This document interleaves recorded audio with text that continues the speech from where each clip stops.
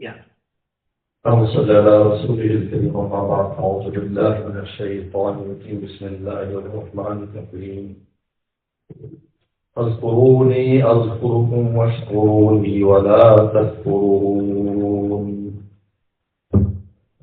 قال النبي صلى الله عليه وسلم اذكروا الله في الرخاء يذكركم في الشدة وكما قال عليه الصلاة والسلام صدق الله وصدق رسوله النبي الكريم.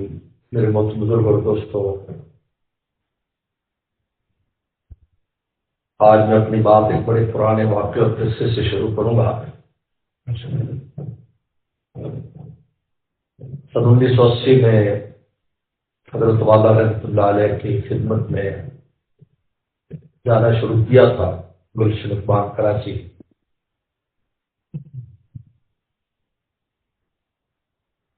پہلے دن حضرت کا جو مضمون سنا وہ یہی تھا کہ اللہ تعالیٰ کی محبت حاصل کرو، اللہ کا عاشق بن جاؤ. حضرت کا مضمون یہی تھا.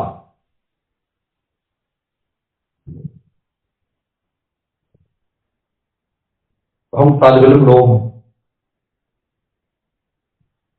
اور کچھ ہم مولوی لوگ جو تھوڑے سے لاجیکل ہوتے ہیں. لوگ تو سمجھتے ہیں یہ ایسی ہیں لیکن لاجیکل ہوتے ہیں، ہر بات کی علت اور دلیل تلاش کرتے ہیں. اب ہم 2-3 ساتھی تھے، ہم جب باہر نکلے ہم کہا اللہ تعالیٰ کی محبت حاصل کریں. دنیا میں تو کسی سے محبت ہوتی ہے جب انسان محبوب کو دیکھتا ہے کہ دل دیکھ کے کیسے عاشق ہو جائے.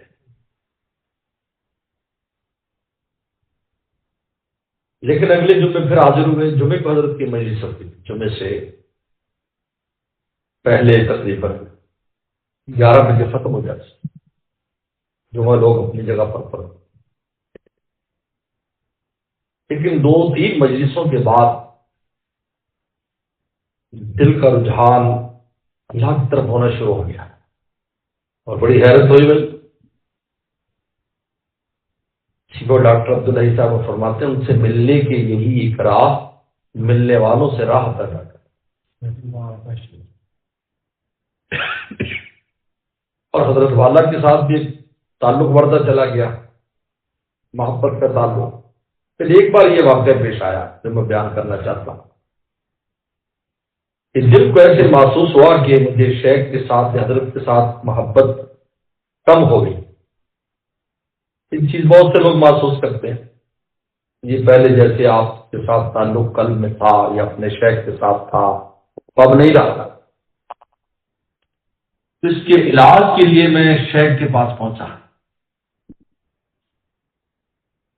تو زمانے میں جامعہ اسلامیہ منوری ٹاؤن میں بڑی سختی ہوتی تھی. طالب علم کو جمعرات کی اثر میں ہوش آتا تھا کہ بھی میں دنیا میں رہتا ہوں. اتنی سختی. پورے ہفتہ رات کو 12 بجے سونا اور پھر صبح فجر میں اٹھنا اور پھر سارا دن پڑھائی، پھر شام کو پھر یہی. اب نکلنا آسان نہیں تھا. اگر آپ حاضری اچانک لگ جاتی تھی پوری مدرسے، اگر آپ غیر حاضر ہو گئے تھوڑی سی تاخیر بھی ہو گئی، جیسے آپ واش روم گئے تو غیر حاضر کر دیں گے بھی آپ نہیں تھے. یہ حاضری رات کو لگتی تھی، رات 10 بجے، کبھی 11 بجے، کبھی عشاء سے پہلے، کبھی عشاء کے بعد. دن کی حاضری تو اساتذہ لے سکتے ہیں، یہ اچانک حاضری ہوتی. اور پھر اس حاضری پر سزا کیا ملتی تھی؟ جمعے والے دن وہ روزہ رکھ کے اعتکاف کرنا ہے بس، اور اس نے نفل پڑھنے. اب عصر کے بعد جانا اور عصر سے مغرب سے پہلے آنا. خیر بھاگ دوڑ کر کے حضرت کے یہاں پہنچے. حضرت والا رحمۃ اللہ علیہ اس وقت ایسی ترتیب نہیں تھی جو اس وقت خانقاہ کی ہے. گھاس لگی ہوئی تھی، وہاں پر موڑے رکھے ہوئے تھے. موڑوں پر حضرت تشریف فرماتے تھے. عصر کے بعد لوگ آتے تھے. میں بھی حاضر ہوا. میں نے حضرت سے سوال کیا، حضرت مجھے آپ سے محبت کم محسوس ہوتی. فوراً فرمایا کہ ذکر میں کمی ہو گئی ہے. ذکر میں آج جو ہمیں تمام وہ چیزیں جو اللہ کا پتہ دیتی ہیں ان کی طرف کشش نہ ہونا، اس کی بنیادی وجہ خدا کو یاد نہ کرنا ہے۔ لوگ کہتے ہم بہت تلاوت کرتے تھے، اب دل نہیں چاہتا، پہلے مجلسوں میں یاد نہیں کرتا۔ ذاتی جو معمول ہوتا ہے، آپ مجھے بتائیں آپ کتنے دن پر کام کرتے ہیں؟ یہ کام آپ اس لیے کر پاتے ہیں کہ آپ اپنی ذاتی ہیلتھ کے لیے صبح کو ناشتہ کرتے ہیں، دوپہر کو روٹی کھاتے ہیں، شام کو کھانا کھاتے ہیں، فروٹ کھاتے ہیں، دودھ پیتے ہیں۔ اب یہ جو آپ کی ہیلتھ بنتی ہے، اس ہیلتھ سے آپ اپنا دفتر چلاتے ہیں، اپنی دکان چلاتے ہیں، درس و تدریس کرتے ہیں، لیکن اس کے پیچھے ہے کیا چیز؟ اس کے پیچھے وہ خوراک جو آپ نے کھائی تھی، اس خوراک نے آپ کی یہ صلاحیت پیدا کی کہ آپ مختلف قسم کے کام انجام دے رہے ہیں۔ جب آدمی ذکر کی پابندی کرتا ہے، اس سے وہ روحانی طاقت پیدا ہوتی ہے جس سے روحانی کام انجام دیتا ہے۔ یہ فرمایا فذکرونی، اس لیے فرمایا فذکرونی، مجھے یاد کرو۔ پہلے اللہ نے اپنے کو یاد کرنے کا حکم دیا ہے۔ میرے شیخ فرماتے تھے آج ہماری زندگی میں معمولات نہیں ہیں، معمولات ہے ہی نہیں، بس ایسے کر لیا، بس یہ معمول تھوڑی کہلاتا ہے۔ پیغمبر صلی اللہ علیہ وسلم سے بڑھ کر کون سی روحانیت کے اعتبار سے کون سی بڑی شخصیت ہوگی؟ انبیاء صلی اللہ علیہ وسلم بھی جن کے مقتدی تھے، انہیں کہا جائے یا ایھا المزمل قم اللیل الا قلیلا، آپ رات کو ہمارے سامنے کھڑے، آپ ہم سے لیں۔ تو رات کو پیغمبر صلی اللہ علیہ وسلم کھڑے ہو رہے، حدیث شریف میں آتا ہے پاؤں پر برم آ جاتے تھے۔ صحابہ فرماتے تھے، عرض کرتے حضرت آپ اتنی مشقت کیوں کرتے ہیں؟ افلا اکون عبدا شکورا، میں اللہ کا شکر گزار بندہ نہ بنوں؟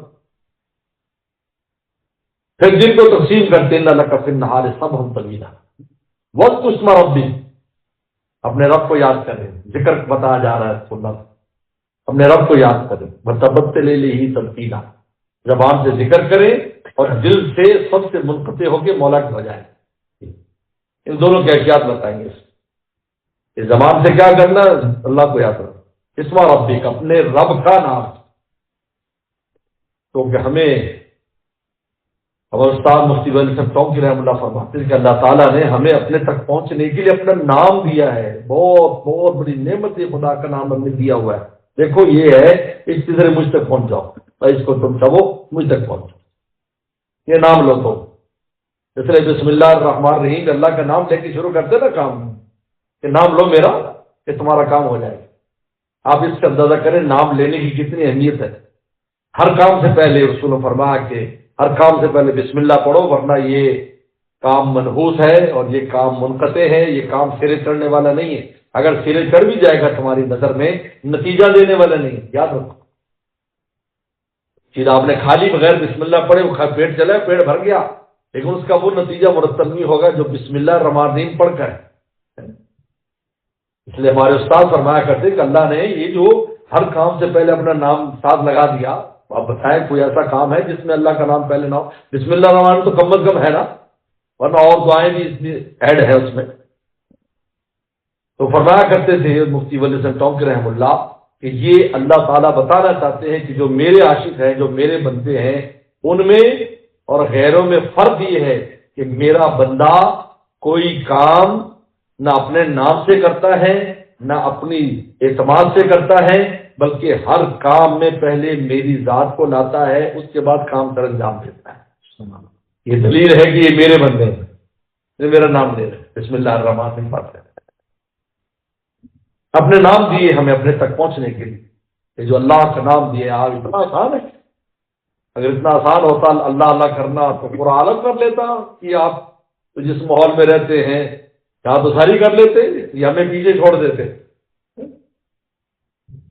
حضرت ابراہیم بن ادم رحمۃ اللہ فرماتے تھے اگر لوگوں کو پتہ چل جائے ہم یہ حجروں میں بیٹھے ہوئے، ہم مدرسوں میں بیٹھے ہوئے اور خانقاہوں میں بیٹھے ہوئے، مسجدوں میں کون سی دولت کما رہے ہیں، یہ تکڑے لوگ آئے اور ہمیں وہاں سے نکال کر خود وہاں بیٹھ جائیں، لیکن اللہ نے چھپا دیا ہے۔ جنت کا راستہ جو ہے حفت بالمکارہ، ایسی چیزوں سے چھپا دیا ہے کہ جس کو دیکھ کر اگلے کو ڈر لگتا ہے، یار یہ بڑا مشکل کام ہے، حالانکہ مشکل نہیں، اندر تو مزے ہیں۔ باہر پہ لگ رہا ہے، اندر مزے، اور گناہ کے کام، اللہ سے دوری کے کام اوپر سے سجا دی، کدھو ہو بہت مزہ ہے لیکن اندر جاتا ہے۔ اس لیے حضرت عیسیٰ علیہ السلام سے کسی نے سوال کیا کہ حضرت کیا بات ہے، نیکی کرنے میں مشقت دل کو ہوتی ہے، نفس کو تکلیف ہوتی ہے، اور گناہ کرنے میں فوراً مائل ہو جاتا ہے۔ بڑی خوبصورت بات فرمائی، فرمایا کہ نیکی کے آگے کڑواہٹ ہے، پیچھے مٹھاس ہے، آگے کڑواہٹ ہے پیچھے مٹھاس ہے، بس ایک دفعہ اس کڑواہٹ سے گزرنا ہوتا ہے، پھر میٹھی ہی میٹھی، اور ایسی میٹھی کہ کبھی ختم ہونے والی نہیں ہے، کیونکہ جو نیکی ہے وہاں ینفد و وہاں اللہ باغ، کیونکہ نیکی اللہ کے وہاں جمع ہو گئی، وہ ختم ہونے والی نہیں ہے۔ اس لیے کوئی عقیدہ ہمارا نہیں ہے کہ بھائی کوئی ایسا گناہ ہو جو نیکی کے وجود ختم کر دے، وجود ختم نہیں ہوتا، ورنہ تول ہی کیا کیوں لگے گا، ہاں اس کے برکات، اس کے انوارات یہ ضائع ہو جاتے، یہ ورنہ نیکی ختم نہیں ہوتی۔ اور جو گناہ ہے وہ آگے سے میٹھا ہے، پیچھے سے کڑوا ہے، اس کی کڑواہٹ روح محسوس کرتی ہے بعد میں، اور قبر تک میں اور آخرت میں بھی تنگ کرے۔ کہتے انسان جتنے گناہ کرتا ہے یہی سانپ بچھو بنیں گے، کوئی الگ چیز نہیں ہوگی، یہی سانپ بچھو بنیں گے۔ ایک آدمی اپنے ہاتھ سے گناہ کرتا ہے تو اس کے ہاتھ میں گناہ کرتے ہی آگ رکھ دی گئی، اس کے ہاتھ میں آگ ہے، اس میں آگ ہے، آنکھ سے گناہ کرتا ہے آنکھ میں آگ ہے، کان سے کرتا ہے کان میں آگ ہے، جس عضو سے گناہ کرے گا اس میں آگ اور فائر کا مادہ رکھ دیا، جس طرح ماچس کی تیلی پر لگا ہوتا ہے، تو ماچس کی تیلی پر چلو جیل میں ڈال دو تو کبھی آگ نہیں لگتی، لیکن جب رگڑا کھاتا نا ایسے میں اس کے ساتھ ایسے رگڑا تو وہ مادے میں سے آگ باہر آ جاتی جو اس کے اندر چھپی ہوئی ہے۔ جب قبر کا رگڑا لگتا ہے تو اس آدمی کو آگ لگ جاتی ہے، کیونکہ وہ آگ پہلے سے اندر لے کر آیا ہے، بس قبر کے رگڑے کی ضرورت ہے۔ ایسے رگڑا لگا، ہاتھ کو آگ لگ گئی کیونکہ ہاتھ سے گناہ کی، آنکھ کو آگ لگ گئی، جسم کو آگ لگ گئی۔ یہی نیکی کرتا ہے تو انوارات اور نور رکھ دیا جاتا ہے اس میں، جو ہی آخرت میں جائے گا وہ ٹھنڈک دینا شروع کر دے گا، انہیں اسی ہاتھ میں ٹھنڈا کر، اسی وہی جنت بن جائے گی، وہی سارا کچھ ہو جائے گا۔ تو فرمایا کہ فس کرونی، مجھے یاد کرو، اذکرکم کا نتیجہ بتایا کہ پھر میں تمہیں بھی یاد کروں۔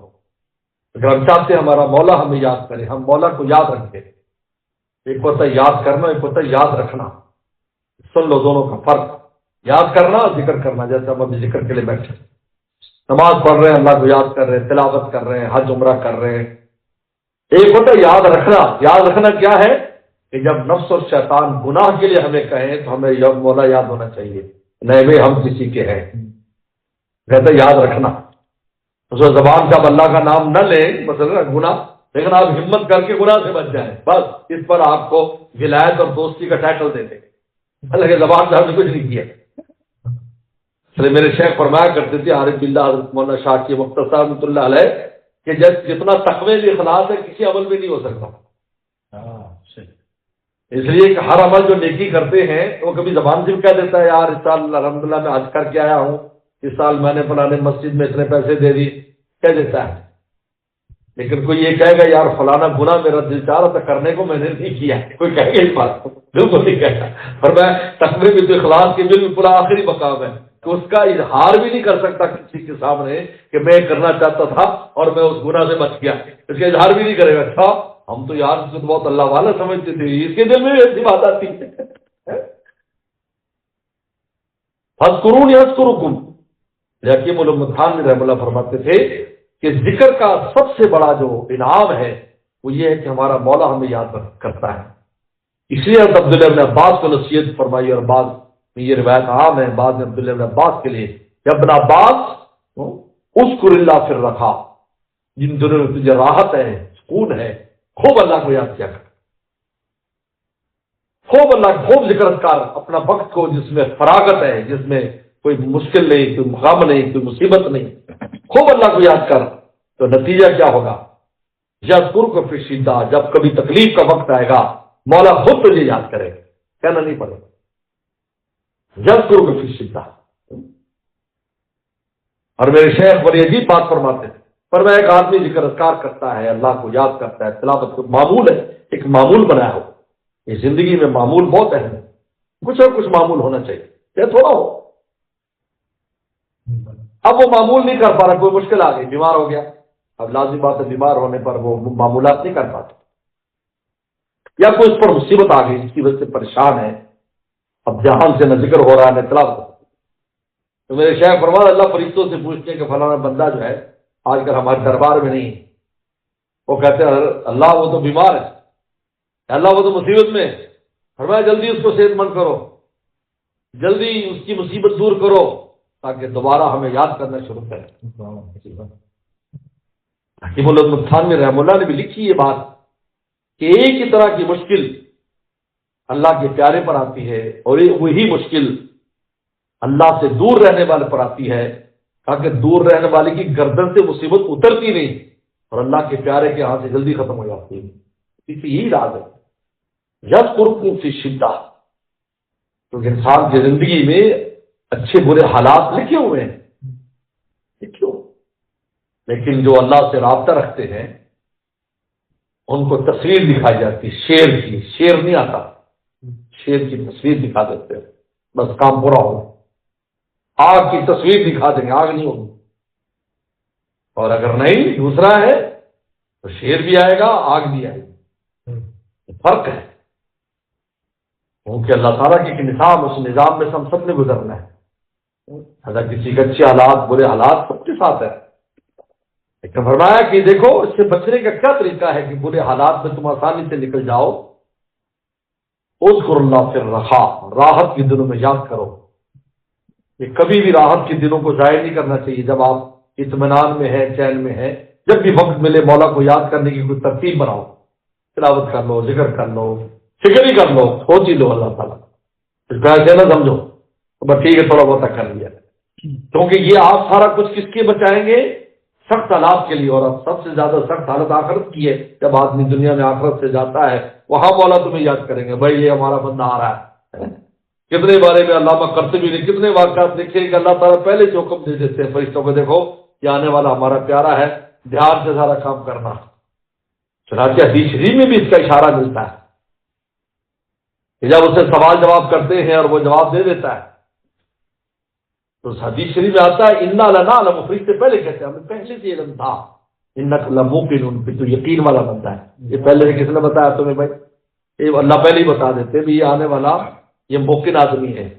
اس لیے بعض روایات میں تو یہ بھی آتا ہے کہ رحمت کے فرشتے بھی پیچھے آ جاتے ہیں اور کہتے ہیں گھبرانے کی ضرورت نہیں ہے، سوالوں کا جواب دو کیونکہ فارمیلٹی ہے، لیکن ہم آئے ہوئے ہیں، ہم آئے ہوئے ہیں۔ یہ ایسی ہے کہ آپ کہیں جائیں اور وہاں پروٹوکول بھی آپ کو ملنا ہو، لیکن تھپا تو لگے گا نا، آپ کی تصویر بھی بنے گی ایئرپورٹ پر، لیکن وہ لینے والے آئے ہوئے ہیں وہ بھی حکومت کے بندے ہیں، تو آپ کے دل پر ذرا وسوسہ ہوگا کہ یار پتہ ہمیں روک نہ دیں، ڈیپورٹ نہ کر دیں، یہ نہ کر دیں، وہ نہ کر دیں، ایسا کبھی وسوسہ نہیں آئے گا۔ جیسے ہم زامبیا گئے 2009 میں، 2009 میں ہم زامبیا گئے تو 2 ساتھی تھے، اور شلوار قمیض میں ہم 2 ہی ساتھی تھے، پہلے ہم کینیا آئے، پھر کینیا سے آگے، تو وہ تو آپ کو پتا ہے وہ جو زامبیا میں اکثر لوگ سیاحت کے لیے جاتے ہیں، جنگلوں کی سیاحت ہے، وکٹوریا فال بڑی مشہور وہاں پر دنیا کا 9واں عجوبہ ہے، اس کے لیے تو پورا جہاز ایسے سیاحوں سے بھرا ہوا، اور انگریز اور وہ، اور پورا جہاز ہم ہی دیکھ رہا تھا، جو دیکھا ہم ایسے دیکھ، ان دنوں ذرا حالات بھی تھوڑے سے ایسے ٹائٹ تھے تو سب ہمیں دیکھ رہے، ہمیں بڑا اختر بھائی ہمارے ساتھ تھے، وہ کہتے ہیں بھائی حضرت جی سب ہمیں ایسے بول رہے ہیں کہ پتہ نہیں ہمیں کچھ ہے۔ اور جب وہاں پر ہم اترنے کے بعد اب اچھا ہمیں بھی وسوسے آنے لگ گیا کہ بھائی پہلی دفعہ جا رہے تھے، یہ سارے لوگ ہمیں اجنبی نگاہوں سے دیکھ رہے ہیں، پتہ نہیں اللہ گھر پر میں آگے کیا ہوگا۔ ہم جب اترے تو اتنی دیر میں ہم کیوں لگی، جب کیوں لگی تو وہ 2 افسر آ گئے، وہ پہنے ہوئے اپنی وردی، میرا نام دیا مسٹر جلیل، اب تو ہر دیکھ گئے یہ پکڑے گئے، یہی ہے بس یہی ہے، پکڑے گئے۔ اب انہوں نے ہمارے پاسپورٹ نے کہا، پھر انہوں نے بتایا کہ فلاں صاحب باہر آپ کو لینے کے لیے آئے ہوئے ہیں، انہوں نے ہمیں مقرر کیا ہے اور اعلان کیا کیو والوں سے جو آپ کو سب کو انتظار کرنا ہوگا، ہمارے وی آئی پی مہمان ہیں، یہ جب تک باہر نہیں چلے جائیں گے سامان سمیت اس وقت تک ٹھپا نہیں لگنے والا۔ ہم بہت پریشان لوگ کو بھائی یہ عجیب بات ہے، یعنی میں بعض احادیث میں بھی آتا ہے کہ اللہ کے اس بندے پر یہ فضل ہوتا ہے کہ جب سوال جواب ہوتا ہے تو رحمت کے فرشتے بھی وہاں جاتے ہیں تائید کے لیے، تاکہ اس کا حوصلہ رہے۔ اس لیے قبر کے پاس کچھ دیر رکنے کا حکم ہے کہ آپ قبر کے پاس کچھ دیر رکو تاکہ اس کو آپ سے انسیت حاصل ہو، مرنے والے کو انسیت ملتی۔ تو یذکرکم فی شدہ میں اس سے بڑھ کے شدت کیا ہے جو آخرت کی شدت ہے، لیکن اللہ تعالیٰ وہاں بھی ان کا تعاون فرماتے ہیں۔ کیوں؟ اس لیے کہ راحت کے دنوں میں زندگی میں مولا کو یاد کرتے رہے۔ فاذکرونی اذکرکم واشکروا لی ولا تکفرون۔ نعمتوں کا ذکر بعد نہیں کیا ہے، پہلے منعم کا ذکر ہے، میرے شیخ فرماتے تھے، پھر نعمتوں کا ذکر ہے، اور شکر ادا کرو واشکروا۔ شکر نعمت پر ہوتا ہے، ذکر ذات کا ذکر ہوتا ہے، منعم کا ذکر ہے، اور میں پہلے مجھے یاد کرو، بعد میں نعمتوں میں مشغول ہونا۔ چلے ساری عبادات میں اب تفصیل دیکھ لے کہ سب سے پہلے اپنے نام سے شروع، فجر ہوتی ہے اپنے نام سے شروع کراتے ہیں۔ دیکھو ہمارا نام لو شروع صبح سے۔ حدیث شریف میں آتا ہے جب آدمی سوتا ہے شیطان گاٹھے لگا دیتا اس کے ساتھ کہ نام علیک لیل طویل، بہت لمبی رات ہے، سویا رہے۔ جب وہ صبح اٹھتا ہے بسم اللہ پڑھ کر اور دعا پڑھتا ہے، گانٹ کھل جاتی ہے، وضو کرتا ہے پھر گانٹ کھل جاتی ہے، جب نماز پڑھتا ہے ساری گانٹیں کھل جاتی ہیں۔ اصبح نشیط النفس، بالکل تازہ دم ہو کر اٹھتا ہے صبح، اور پورا دن تازہ دم رہتا ہے۔ اور اگر نہیں، یبول الشیطان یا بال الشیطان فی اذنیہ، اس کے کان میں شیطان پیشاب کرتا ہے۔ یہ لوگ جو فجر نہیں پڑھتے انہیں یہ سوچنا چاہیے کہ ان کے کان واش روم ہے شیطان کے۔ اب بتاؤ جو کان میں پیشاب کرے گا اور نحوست رہے گی، پورا دن منحوس رہتا ہے آدمی، کبھی نہیں لگتا ہے۔ کسی بزرگ سے کسی نے کہا کہ جی میرا کام صحیح نہیں ہوتا، میں سارا دن جاتا ہوں بس ایسی، ایک تو دل نہیں لگتا کان میں، اور پھر کوئی آتا بھی نہیں، گاہک شاک بھی نہیں آتا، کون سا ایسا منحوس میرے پیچھے لگ گیا ہے، کسی نے دم درود کر دیا ہے، کسی نے جادو، لوگ اس طرف دوڑ پڑتے اپنے طرف توجہ نہیں دیتے۔ انہوں نے کہا فجر پڑھتا ہے؟ نہیں جی وہ تو کبھی پڑھتا ہوں کبھی نہیں۔ کہا کہ آج نا شیشے میں دیکھنا تمہیں وہ شخص نظر آ جائے گا جس کی نوست ہے، یعنی تو پتہ چل جائے گا تم خود منحوس ہو۔ تو میرے دوستو ذکر کا معمول بہت اہمیت کا حامل ہے۔ میرے شیخ فرماتے تھے سالکین بھی آج اس میں بہت سستی کرتے ہیں، کوئی معمول نہیں ہے کہ کوئی روزانہ 1 2 4 تسبیح کرے اللہ کے لیے، 5 10 منٹ بیٹھ جائے اللہ کا نام لے، تھوڑے کو تھوڑا نہ سمجھے۔ شیخ فرماتے پوری تسبیح تو آدھی تسبیح پڑھ لو لیکن نام تو لو نا، تاکہ تمہارا بھی آسمانوں پر نام لیا جائے۔ اور پھر حدیث شریف میں صاف آتا ہے کہ اگر کہیں بیٹھ کر لوگ اللہ کو یاد کرتے ہیں، حفت و ملائکہ فرشتے گھیر لیتے، رشد الرحمہ رحمت ان کو ڈھانپ لیتی، نازل سکینہ سکینہ نازل ہوتا ہے، ایک جگہ قرآن کے بارے میں، ایک جگہ ذکر کے بارے میں۔ وذکرہم اللہ من عندہ، اور اللہ ان کو اپنے پاس والوں میں یاد کرتے ہیں کہ زمین پر فلاں جگہ لیسٹر میں فلاں جگہ بیٹھ کر میرے بندے مجھے یاد کر رہے ہیں، ذکر کر رہے ہیں۔ ہمارا وہاں تذکرہ ہوتا ہے، یہ معمولی بات نہیں ہے، اللہ کے دربار میں میرا آپ کا تذکرہ ہو، اور یہ تذکرہ ہی انسان کو پھر پوری زندگی ہدایت پر رکھتا ہے۔ اب بتاؤ جو خالق ملک اور خالق کائنات جن کو یاد کر رہا ہو آسمان کے اوپر، تو کیسے نفس اور شیطان اس کو گمراہ کر سکتے ہیں؟ لیکن ہم اس سبیل اور اس راستے کو اختیار نہیں کرتے کہ اللہ کے دربار میں میرے اور آپ کا تذکرہ ہو۔ اور صاف فرمایا ذکر واضح ہے کہ تمہیں یاد کب کریں گے؟ تم جب انہیں یاد کرو۔ دنیا میں اگر کوئی یہ چاہے کہ اللہ تعالیٰ میرے ساتھ کیا سلوک کرنا چاہتے ہیں تو یہ دیکھے وہ اللہ تعالیٰ کے ساتھ کیا ایٹیٹیوڈ اور کیا سلوک کر رہا ہے، وہ یہ خود دیکھے۔ اگر وہ اللہ کو ہم وقت یاد رکھتا ہے، اللہ کے نافرمانی سے بچتا ہے، اللہ سے حسن ظن رکھتا ہے، بس اس کو سمجھا اس کے ساتھ خیر ہی خیر ہے۔ جب یہ اللہ تعالیٰ کے ساتھ متعلق ہے تو اللہ تعالیٰ جو اس سے متعلق ہے۔ اور پھر عجیب بات ہے کہ یہ تعلق اور ذکر اذکار دلیل اس بات کی کہ وہ چاہتے ہیں، اس لیے توفیق دیتے ہیں۔ اگر وہ نہ چاہیں کون نام لے سکے؟ میں نے بتایا نا ساری دنیا نام لے لیتی، آج مسلمان کم ہیں، کبھی کبھی انسان کہتے ہیں یار بھائی یہ ان کے دینے پر ہے، بھوسا زیادہ ہوتا ہے اناج کم ہوتا ہے، اناج بھوسا باہر جانوروں کے لیے پھینک دیتے ہیں یا آگ والے معاملات میں ان کو ڈال دیتے ہیں جس میں آگ جلائی جاتی ہے، ہمارے اینٹیں بناتے تھے بھوسا استعمال کرتے ہیں، اور جو اناج ہے وہ گھر میں لا کر سیو کیا جاتا ہے۔ تو اللہ تعالیٰ نے دنیا میں ان کو بھی قبول کیا ہے، ایمان دیا ہے، ذکر اذکار کی توفیق دی ہے، یہ کوئی معمولی بات نہیں۔ لوگ کیفیات کے پیچھے پڑ جاتے ہیں، حضرت تھانوی رحمہ اللہ فرماتے ہیں غیر اختیاری چیز کے پیچھے، یہ میں کیفیت تاری نہیں ہوتی، ذکر تو کرتا ہوں کیفیت نہیں ہے، یہ کیفیت کا سوال نہیں ہے، سوال یہ ہے کہ آپ مولا کو یاد کر رہے ہیں، بس یہ سوال، یہ کیفیت دینا ان کی مرضی پر ہے، کبھی آتی ہے کبھی نہیں آتی۔ میرے شیخ فرماتے تھے کبھی کبھی بہت سے لوگوں کو ہوتا ہے دل لگ رہا ہے عبادت میں پھر دل نہیں لگتا، اس کی دو وجہ ہے، ایک وجہ وہ ایسا گناہ ہو جاتا ہے جس سے عبادت کی لذت چھین لیتے، کہتے سب سے پہلے یہ نقصان ہوتا ہے کہ عبادت کی لذت چھین لیتے، کوئی ایسی ضرور گناہ اور بے قاعدگی ہوئی کہ عبادت کی لذت چلی۔ اور دوسری وجہ کبھی آزماتے ہیں کہ لطف کے لیے عبادت کرتا ہے یا لطیف کے لیے عبادت کرتا ہے، میرے شیخ فرماتے ہیں یہ عبد اللطف ہے یہ عبد اللطیف ہے، یہ دیکھتے ہیں۔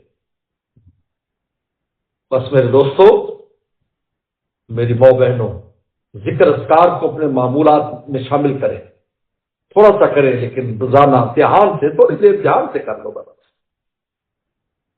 میرے شیخ فرماتے تھے نیت بھی یہ کرے ذکر سے پہلے کہ اللہ اس لیے ذکر کرتا ہوں کہ اللہ تعالیٰ کی محبت حاصل ہو جائے۔ اور ہمارے دادا مرشد حضرت شاہ ابرال رحمۃ اللہ فرماتے تھے ہر نفلی عمل میں یہ نیت کرنی چاہیے، کوئی نفلی کہ اللہ اس لیے کرتا ہوں آپ کی محبت مل جائے، کیونکہ محبت کے حصول کے لیے ذکر اور نفلی عبادت بڑی اہمیت کی حامل ہے۔ فرض تو آپ پر فرض ہے، وہ تو ڈیوٹی ہے۔ انہوں نے بڑی پیاری بات لکھی کہ نفل اور جو فرض کا کیا فرق ہے، فرمایا کہ فرض وہ ڈیوٹی ہے جو دیو گے تو پگاڑ ملے گی، تنخواہ ملے گی، اور نفل وہ ہے جس کی جو ظاہر کام اپنے مالک کا کرو گے، مولا کا کرو گے، اپنے مالک کا کرو گے دنیا میں، تو اس کی توجہ آپ پر بڑھ جائے گی، دوستی بڑھ جائے گی۔ تو میرے شیخ فرماتے تھے کہ اگر ایک آدمی 8 گھنٹے ڈیوٹی دیتا ہے اور دوسرا بھی 8 گھنٹے ڈیوٹی دیتا ہے، 2 ملازم ہیں، اور ایک 8 گھنٹے ڈیوٹی کے بعد اجل بھی ہو جاتا ہے، اور دوسرا والا جو ہے وہ گھر میں جا کر پوچھتا ہے جی میں فارغ ہوں، کو گھر کا کام کاج ہو، کو سودا سر لانا ہو، کو یہ کرنا، وہ تھوڑے تھوڑے کام کرتا ہے، تو یہ بھی حج پر جاتا ہے تو سب کو آب زمزم کھجورے دیتا ہے، اس کے لیے الگ سے گھڑی، العصر گھڑی، الفجر گھڑی یا ظاہر چیزیں خوشبو لا کر اس کو دیتا ہے۔ وہ ملازم پہلے والا کہتا ہے جی ہم بھی آپ کے ملازم تھے، آپ نے اس کو اتنی چیزیں دی اور ہمیں آپ نے صرف کھجور پانی دیا، تو کہتا ہے بھائی تم ڈیوٹی کرتے تھے، بعد میں کبھی پوچھا؟ یہ تو بعد میں بھی میرے پاس آتا جاتا تھا۔ حضرت تھانوی فرماتے ہیں جب انسان ذکر اذکار تلاوت نفلی عبادت کرتا ہے اس سے اللہ تعالیٰ کی عنایات اور محبت کو کھینچتا ہے، بڑھ جاتی ہے، اللہ تعالیٰ کی عنایات اس بندے پر بڑھ جاتی ہے، اس لیے تقربا نفل پڑھتے پڑھتے حدیث میں آتا ہے کہ وہ 1 بالش پڑھتا ہے میں 2 بالش پر آتا ہوں، وہ 2 بالش آتا ہے میں 1 ہاتھ آتا ہوں، پوری روایت موجود ہے نفلی عبادت پر۔ اس لیے اپنے معمولات میں ذکر کو ضرور شامل کریں، اس کی بڑی تاکید ہے۔ ذکر اور صحبت یہ بہت اہمیت کی حامل ہے کہ صحبت جہاں ملے تھوڑی نہ سمجھو، تھوڑی بھی بہت ہے، کیونکہ صحبت ہر وقت میسر نہیں ہوتی، لیکن ذکر ہر وقت میسر ہے، بلکہ جہاں بھی وہ بڑے ہوتے ہیں ان کے فیضان اس کو وہی ملنا شروع ہو جاتا ہے، کیونکہ اس کا دل، جیسے میں نے بتایا نا شیخ نے کہا ذکر کرو، کیونکہ ذکر کرنے سے دل زندہ ہوتا ہے، اور جب دل زندہ ہوتا ہے تو پھر وہ انوارات کو کھینچتا ہے، شیخ کے انوارات سے شیخ سے بھی لیتا ہے، تلاوت سے بھی، ذکر اذکار، ہر شہر سے اس کو پھر انوارات ملنا شروع ہو جاتے ہیں، تو اس کا دل زندہ ہے۔ جس طرح زندہ بچہ جو ہے وہ ماں کے پستانوں سے دودھ چوستا ہے، اسی طریقے پر اگر مردہ ہو تو 1000 اس کو لگائے رکھے وہ کبھی بھی ایک قطرہ بھی دودھ نہیں پی سکتا۔ اور حدیث شریف میں آتا ہے جو ہمیں یاد کرتا ہے وہ زندہ کی طرح ہے، جو ہمیں یاد نہیں کرتا وہ مردہ کی طرح۔ بس اللہ عمل کی توفیق عطا فرمائے۔ ذکر سے پہلے نیت ایک حضرت سے ذکر کرتا ہوں، اللہ تعالیٰ کی محبت حاصل ہو جائے۔